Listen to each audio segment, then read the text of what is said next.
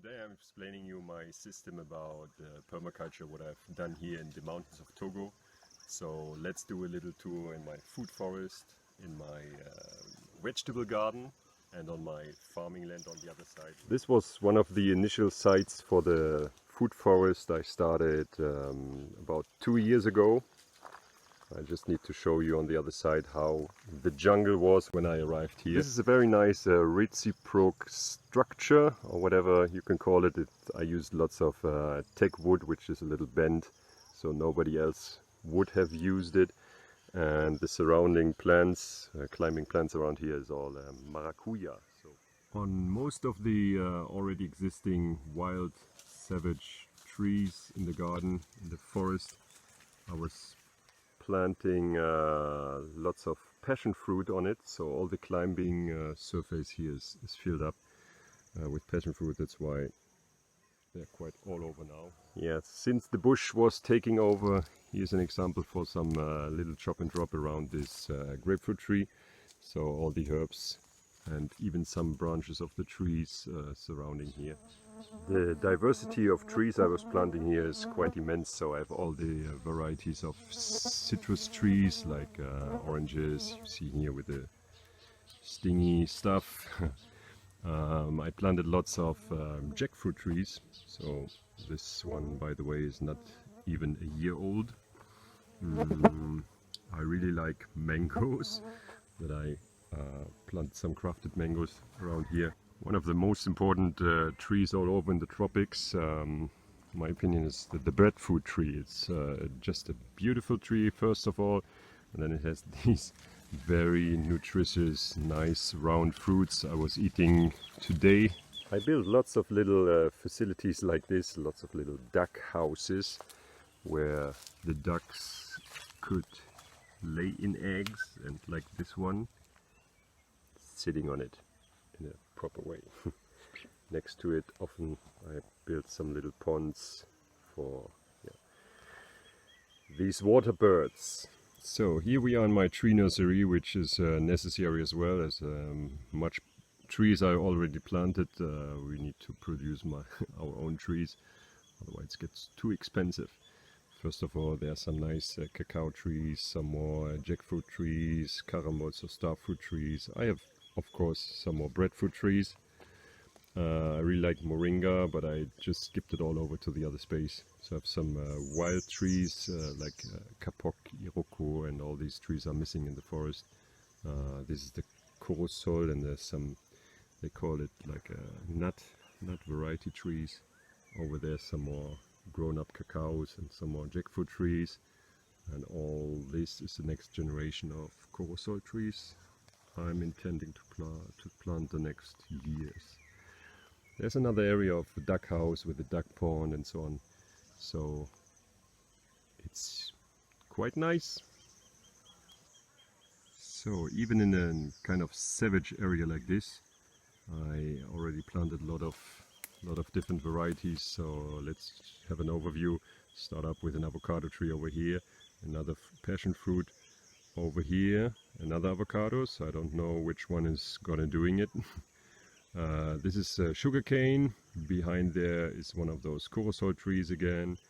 I have another jackfruit tree, some other more herbs around the canna sucre sugarcane, and it's all in an area where there's half overhanging the canopy tree of a big nice tree where my ducks sleeping inside at night on one of those branches.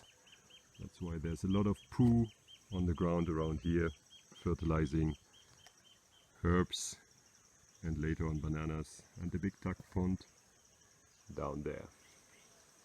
The project PermaTogo is always open for visitors. I like to have some guys around. Helping hands are always nice.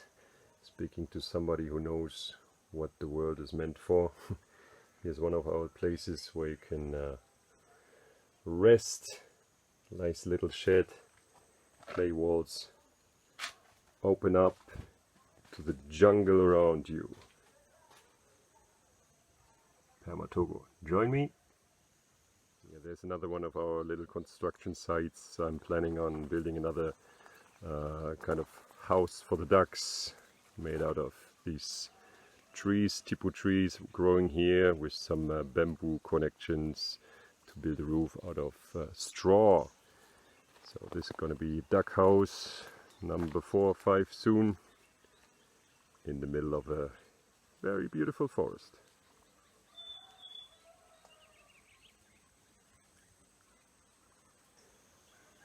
I'm even doing my own biochar for adding to the compost, having this 1 meter deep hole, filling it up with bamboo and all the other wood that is too much on the ground, and so there are lots of videos online. Biochar, PermaTogo. Just want to give you a short overview to my 1.5 year existing veggie garden, where even the papayas were, yep, not even 1 year old, so I have lots of spinach on the ground. I even have strawberries in Africa. I have a wall of hornet melon around here. There's some more papaya and coriander. I have lots of climbing fruits from Asia around here, like ampalaya, upo, patola. I'm mixing up some wing beans over there. I'm trying some herbs like persil, parsley, what it's called, yeah, around here, and definitely I'm eating up on these moringa trees. So moringa is one of my favorite vegetables. On the other side you see lots of Malabar spinach, so another climbing variety. As I was explaining, project PermaTogo is consisting of 3 areas.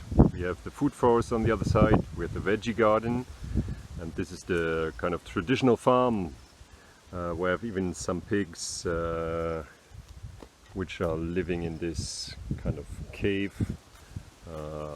There's some kurkuma on top. Soon there will be a straw roof to protect the feeding and the drinking area. She's pregnant, by the way. Yeah, some of my dendar are coming. Next to it there's a field of manioc, and I'm planning to have a natural pond over here. Even when it's rainy season, it's quite dry right now, so I'm trying to do the clay method with lots of leaves on the ground and later on some clay on top, and the pigs are treating it, and all the rainfall is sitting here and producing an, yep, hopefully natural bassin. So these are my pigs. There's a black male and some mixed female African mixed pigs. So here we enter the farm, where there's lots of agroforestry going on in this descending area here. They're missing lots of trees, and I started to build lots of little swales and terraces for some bananas shading soon, I hope. And lucky me, I could get lots of wood chips, even if it's just real wood and no leaves mixed up. It's a proper, yeah, surface for my little pathways, like the swales. As I was already explaining, maybe lots of little plants in this area next to the swales where I dug up kind of a little hill.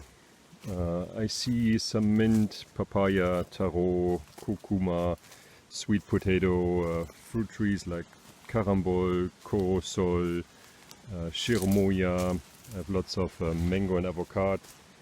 Lucky me, there are already some avocado trees big enough to produce lots of fruits. Since I was a traveler before Corona, I'm still living in my truck. I like the openness of my house, living in the jungle most of the time outside. But lucky me, I got this Mercedes G-Wagon for all the necessary things to organize around the farm life. Here, by the way, one of the big avocado trees that's down here in the valley. I did lots of terraces, like little swales, reducing the speed of water rushing through my territory, and I managed last half a year to build kind of 10 swales on the left and on the right. This is the middle path until the big mango tree down there. So I already planted 150 fruit trees in this area. Shaded up for the next dry season by lots of bananas. I hope they will grow fast. That's my farm. I did a lot of research about water harvesting, water management. So first of all, Jeff Lawton showed me a lot. The other guy, you should Google it, is Sepp Holzer, an Austrian guy who's doing lots of things with water basin. And here, for example, I have a kind of a little thing for collecting all the running through rainwater. We are on the wet savanna here, so it's not the wet tropics already. Normally it's in the middle of wet season, but since 2 weeks no rain, and it could be dry out easily. Another big avocado tree here, and I soon cut in a little video of some rain drained swales.